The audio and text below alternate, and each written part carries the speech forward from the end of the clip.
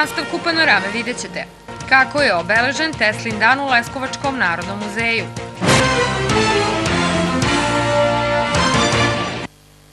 U organizaciji udruženja Teslin toranj u Srbiji, a povodom 157 godina od rođenja čuvenog naučnika, vizionara i humaniste Nikole Tesle, sinoć je u Narodnom muzeju obeležen Teslin dan u Leskovcu.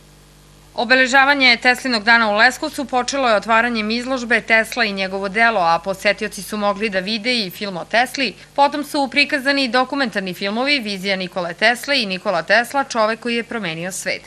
Cilj naše akcije i samog udruženja je da se izgradi Teslin toranj u Srbiji kao građevinsko, arhitektonsko, kulturno i istorijsko delo koje bi predstavljalo vizionarski simbol Teslinih ideja, rekla je ovom prilikom član udruženja Teslin toranj u Srbiji Snežana Nikolić.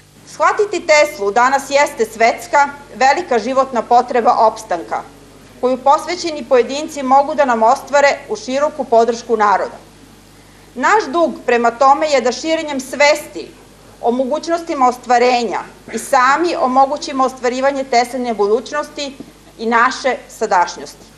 Nikola Tesla bio je jedan od najpoznatijih svetskih pronalazača i naučnika u oblasti fizike, elektrotehnike i radiotehnike. Njegovi najznačajniji pronalasci su polifazni sistem, obrtno magnetno polje, asinhroni i sinhroni motori, Teslin transformator. Njegov sistem naizmeničnih struja omogućuje znatno lakši i efikasniji prenos električne energije na daljinu. Bio je ključni čovek u izgradnji prve hidrocentrale na Nijagarinim vodopadima. Jedini je Srbin po kome je nazvana jedna međunarodna jedinica mere, autor je više od 700 patenata registrovanih u 25 zemalja, od čega u oblasti elektrotehnike 112.